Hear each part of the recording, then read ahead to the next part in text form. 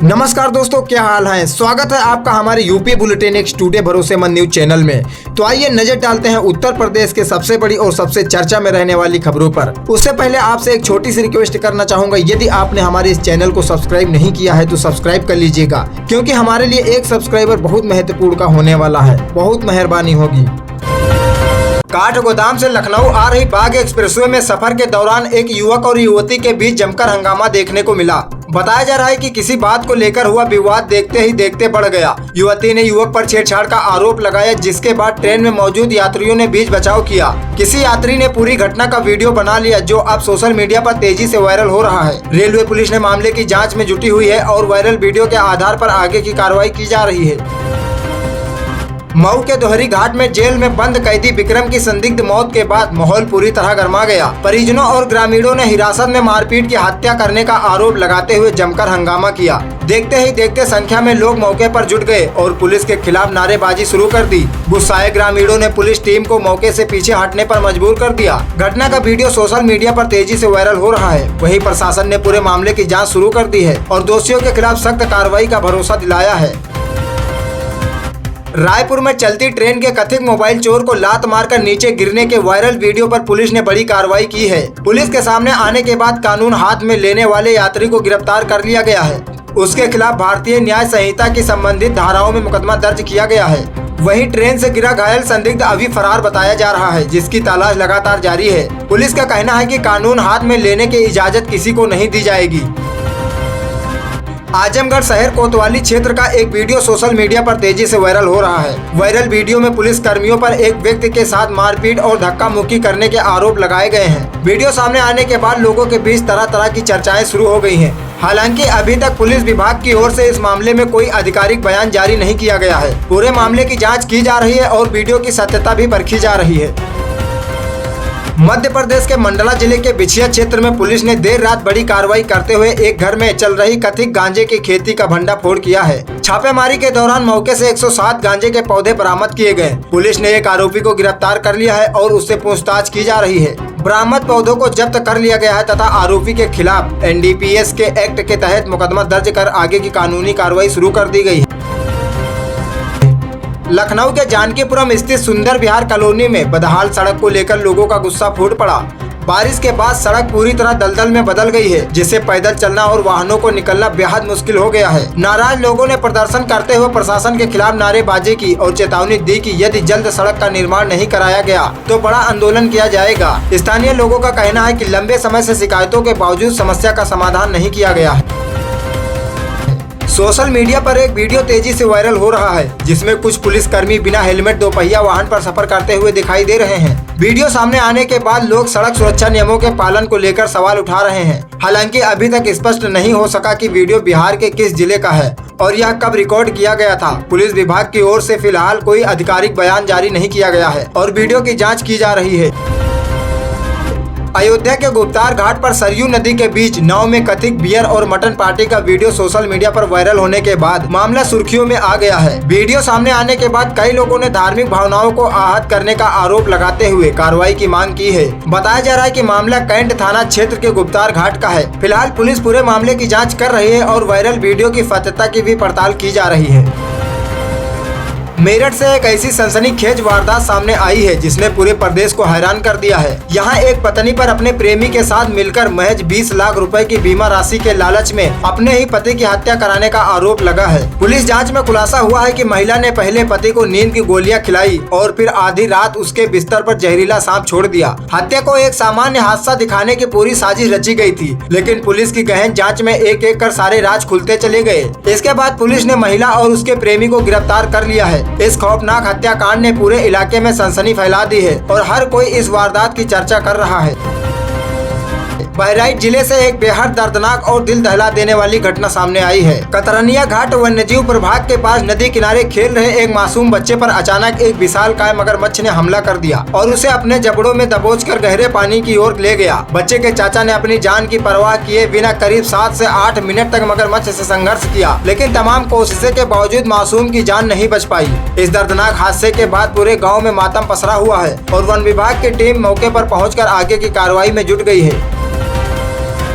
वाराणसी से पुलिस विभाग को शर्मसार कर देने वाला मामला सामने आया है। जन सुनवाई के दौरान अपनी शिकायत लेकर पहुंची एक महिला के साथ महिला दरोगा ने सरेआम अभद्र व्यवहार करते हुए उसे लगातार कई थप्पड़ मार दिए। वहां मौजूद लोगों ने पूरी घटना का वीडियो बनाकर सोशल मीडिया पर वायरल कर दिया, जिसके बाद मामला तेजी सुर्खियों में आ गया। वीडियो सामने आते ही पुलिस विभाग में हड़कंप मच गया और डीसीपी ने तत्काल प्रभाव से आरोपी महिला दरोगा को निलंबित कर विभागीय जाँच के आदेश दिए हैं। अब इस घटना को लेकर लोगों में भारी नाराजगी देखने को मिल रही है। अयोध्या के भव्य राम मंदिर में चंदा चोरी के मामले में गिरफ्तार आरोपी टिन्नू यादव और उसके भतीजे मनीष को अदालत ने 39 घंटे की पुलिस डिमांड पर भेज दिया है। इस बीच सोशल मीडिया पर यह दावा तेजी से वायरल हो रहा है कि आरोपियों को जेल के भीतर वीआईपी सुविधाएं दी जा रही हैं। बताया जा रहा है कि उन्हें टीवी, सोफा और मच्छर भगाने की मशीन जैसी सुविधाएं उपलब्ध कराई गई हैं। हालांकि पुलिस का कहना है कि रिमांड के दौरान चोरी की गई रकम और अन्य महत्वपूर्ण सुराग जुटाने के लिए लगातार पूछताछ की जा रही है। यह मामला पूरे प्रदेश में चर्चा का विषय बना हुआ है। उत्तर प्रदेश में लगातार हो रही मूसलाधार बारिश ने जनजीवन को पूरी तरह प्रभावित कर दिया है। मौसम विभाग ने प्रदेश के सभी 75 जिलों में भारी बारिश, तेज आंधी और आकाशीय बिजली गिरने का अलर्ट जारी किया है। गोरखपुर में इस सीजन की रिकॉर्ड बारिश दर्ज की गई है, जिससे कई इलाकों में जलभराव की स्थिति बन गई है। अस्पतालों की ओपीडी तक में पानी भर गया है और निचले इलाकों के घर भी जलमग्न हो गए हैं। राप्ती और रोहिन जैसी नदियां खतरे के निशान के करीब बह रही हैं, जिसके चलते प्रशासन ने बाढ़ प्रभावित क्षेत्रों में विशेष सतर्कता बरतने के निर्देश जारी कर दिए हैं। संभल जिले में आयोजित एक विशाल जनसभा के दौरान मुख्यमंत्री योगी आदित्यनाथ ने भू माफियाओं और अवैध कब्जाकारियों को कड़ी चेतावनी देते हुए कहा है कि सरकारी जमीन पर कब्जा करने वालों को किसी भी कीमत पर बख्शा नहीं जाएगा। उन्होंने 2 टूक शब्दों में कहा है कि यदि किसी ने सरकारी जमीन पर कब्जा करने की कोशिश की तो उसे कब्र से भी बाहर निकाल लिया जाएगा। इस दौरान मुख्यमंत्री ने करीब 550 करोड़ रुपए की विभिन्न विकास परियोजनाओं का लोकार्पण और शिलान्यास भी किया, जिससे क्षेत्र के विकास को नई गति मिलने की उम्मीद जताई जा रही है। रामपुर स्थित जवाहर यूनिवर्सिटी पर प्रशासन की बुलडोजर कार्रवाई को लेकर प्रदेश की राजनीति तेज हो गई है। समाजवादी पार्टी लगातार इस कार्रवाई का विरोध कर रही है। वहीं उत्तर प्रदेश सरकार ने कैबिनेट मंत्री ओम प्रकाश राजभर से विपक्ष पर तीखा पलटवार किया है। उन्होंने कहा है कि कानून अपना काम पूरा ईमानदारी से कर रहा है और जो भी निर्माण वैध पाया जाएगा उसके खिलाफ कार्रवाई जारी रहेगी। राजभर ने सोशल मीडिया के माध्यम से विपक्ष पर निशाना साधते हुए कहा है कि कानून के सामने सभी बराबर हैं और किसी को भी नियमों से ऊपर नहीं माना जाएगा। दिल्ली के जंतर मंतर पर अनशन कर रहे सामाजिक कार्यकर्ताओं को सोनम वांगचुक को हिरासत में लिए जाने के बाद देश की राजनीति में नया विवाद खड़ा हो गया है। समाजवादी पार्टी के सांसद डिम्पल यादव ने इस कार्रवाई को लेकर केंद्र सरकार पर तीखा हमला बोलते हुए कहा है कि लोकतांत्रिक तरीके से अपनी बात रखने वालों की आवाज दबाई जा रही है। उन्होंने आरोप लगाया है कि भाजपा सरकार लोकतांत्रिक मूल्यों को कमजोर कर रही है। इस बयान के बाद विपक्ष लगातार सरकार पर हमलावर बन रहे हैं, जबकि सत्ता पक्ष का कहना है कि कानून व्यवस्था के तहत कार्रवाई की गई है। इस मुद्दे को लेकर राजनीतिक गलियारों में बहस लगातार तेज होती जा रही है। सहारनपुर में आयोजित एक जनसभा के दौरान AIM प्रमुख असाउद्दीन अवैसी के बयान ने प्रदेश की राजनीति को फिर गरमा दिया है। अवैसी ने आरोप लगाया है कि मौजूदा सरकार नहीं चाहती है कि मुस्लिम समाज के बच्चे अच्छी शिक्षा हासिल करें और आगे बढ़ें। उन्होंने अल्पसंख्यक समाज से एकजुट होने की अपील करते हुए अपना नेतृत्व मजबूत करने की बात कही। उनके इस बयान के बाद राजनीतिक दलों की ओर से तीखी प्रतिक्रियाएं सामने आने लगी हैं और प्रदेश की सियासत में बयानबाजी का दौर और तेज हो गया है। मुरादाबाद में समाजवादी पार्टी के एक पूर्व सांसद के विवादित बयान ने नया राजनीतिक विवाद खड़ा कर दिया है। उन्होंने दावा किया है कि भगवान राम और भगवान कृष्ण भी मुस्लिम पैगंबर थे और ऐसा कई विद्वानों का भी मत है। बयान सामने आने के बाद भारतीय जनता पार्टी ने इस पर कड़ी आपत्ति जताई और समाजवादी पार्टी से अपना रुख स्पष्ट करने की मांग की है। भाजपा नेताओं ने इसे करोड़ों लोगों की धार्मिक भावनाओं से जुड़ा विषय बताते हुए बयान की निंदा की है, जिसके बाद यह मामला राजनीतिक बहस का केंद्र बन गया है।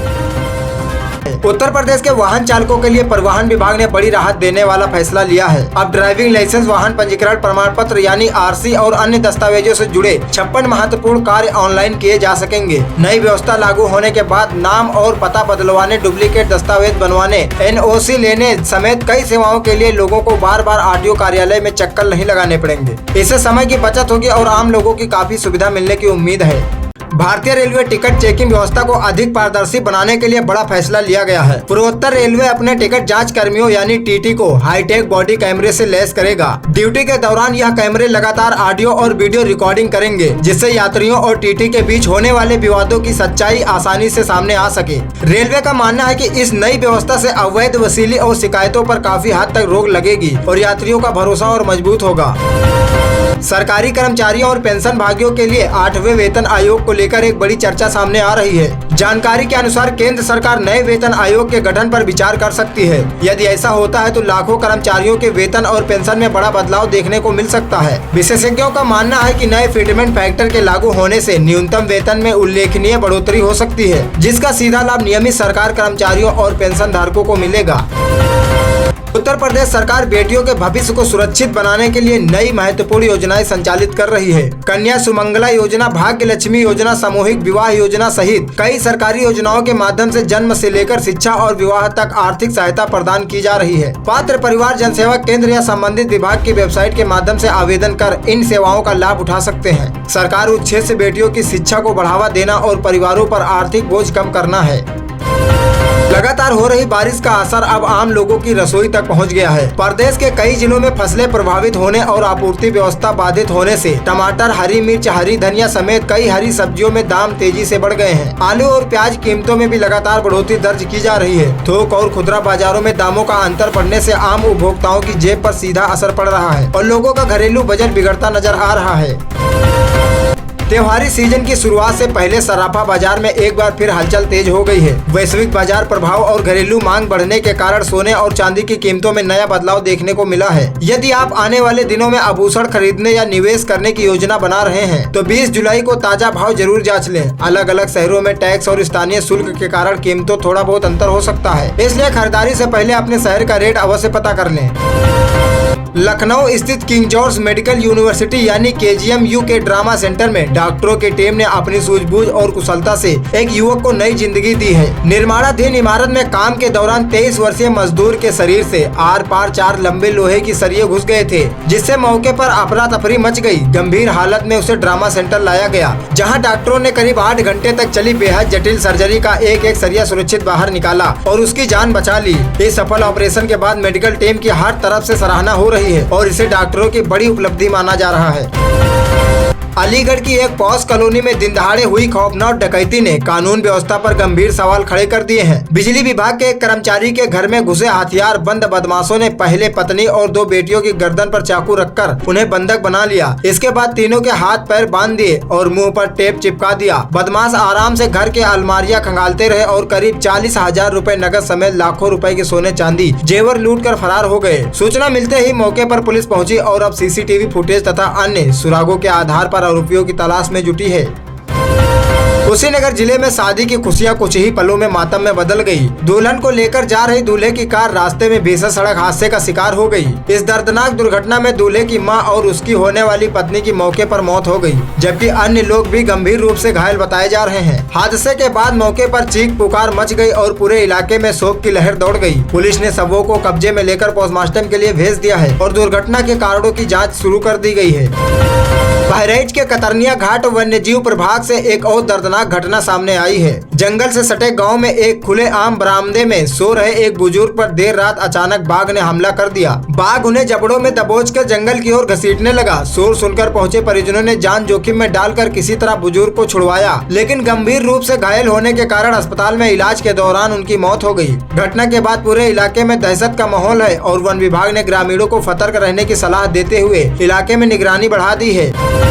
देश के अब तक के सबसे बड़े टैक्स रिफंड घोटाले में से एक खुलासा हुआ है। जांच एजेंसियों ने करीब 357 करोड़ रुपए के फर्जीवाड़े का पर्दाफाश किया है। सबसे चौंकाने वाली बात यह है कि इस पूरे नेटवर्क की कथित मास्टरमाइंड मेरठ की एक झुग्गी में रहने वाली महिला बताई जा रही है, जो एक निजी फर्म में अकाउंटेंट का काम करती थी। जांच में सामने आया है कि उसने सिस्टम की खामियों का फायदा उठाकर फर्जी ग्राहकों का बड़ा नेटवर्क तैयार किया और करोड़ों रुपए का टैक्स रिफंड हासिल कर लिया। अब जांच एजेंसियां इस पूरे गिरोह से जुड़े अन्य लोगों की तलाश में जुटी हैं। कानपुर पुलिस ने एक ऐसे हाईटेक गिरोह का भंडाफोड़ किया है जो महज 2 मिनट में असली जैसी दिखने वाली फर्जी मार्कशीट और दस्तावेज तैयार कर देता था। पुलिस ने कैफे संचालकों के समेत कई आरोपियों को गिरफ्तार किया है। जांच के दौरान इस गिरोह का कनेक्शन कजाकिस्तान से जुड़े ऑनलाइन नेटवर्क तक पहुंचा है। आरोप है कि टेलीग्राम ग्रुप और कई फर्जी पोर्टलों के जरिए सरकारी दस्तावेज तैयार कर लाखों रुपए की ठगी की जा रही थी। पुलिस अभी अंतर्राज्यीय और अंतर्राष्ट्रीय नेटवर्क से जुड़े अन्य लोगों की तलाश में जुटी हुई है।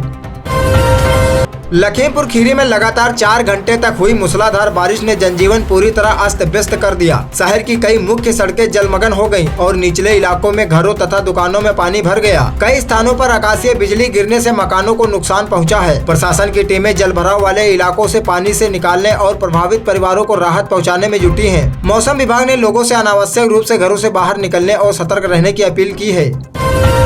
उत्तर प्रदेश में वर्ष 2027 के विधानसभा चुनाव को लेकर राजनीतिक सरगर्मियां अभी तेज होती दिखाई दे रही हैं। इसी बीच केंद्रीय मंत्री और लोक जनशक्ति पार्टी के प्रमुख चिराग पासवान ने बड़ा राजनीतिक ऐलान करते हुए कहा है कि उनकी पार्टी आगामी विधानसभा चुनाव पूरे दमखम के साथ लड़ेगी। उन्होंने दावा किया है कि पार्टी प्रदेश की सभी 403 विधानसभा सीटों पर अपने उम्मीदवार उतारने की तैयारी कर रही है। इस घोषणा के बाद उत्तर प्रदेश की राजनीतिक में नए समीकरण बनने की चर्चाएं तेज हो गई हैं और सभी दल अपनी अपनी रणनीति बनाने में जुट गए हैं।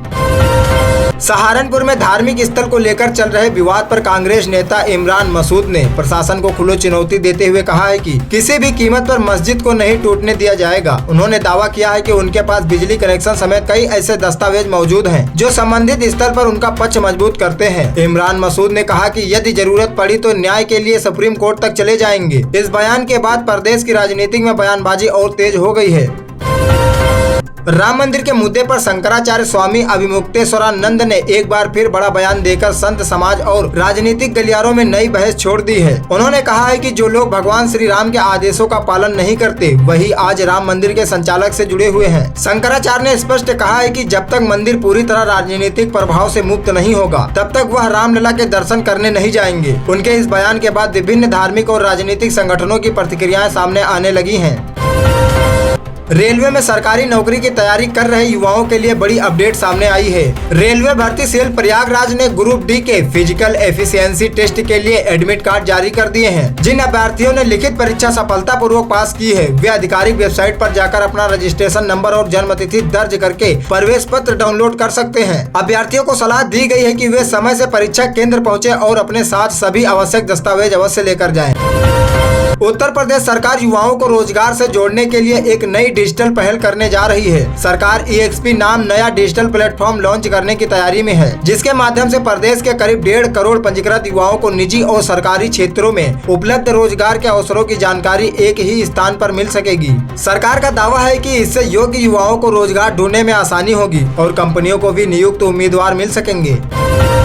चंदौली जिले के किसानों के लिए राहत भरी खबर सामने आई है। कृषि विभाग ने खेती को आधुनिक बनाने के उद्देश्य से 312 प्रकार के कृषि रक्षा उपकरणों पर 50% की सब्सिडी देने की घोषणा की है। योजना का लाभ लेने के लिए किसानों को विभागीय पोर्टल पर ऑनलाइन पंजीकरण कराना होगा। सत्यापन पूरा होने के बाद अनुदान की राशि सीधे किसानों के बैंक खातों में DBT के माध्यम से भेजी जाएगी। इससे आधुनिक खेती को बढ़ावा मिलने की उम्मीद जताई जा रही है।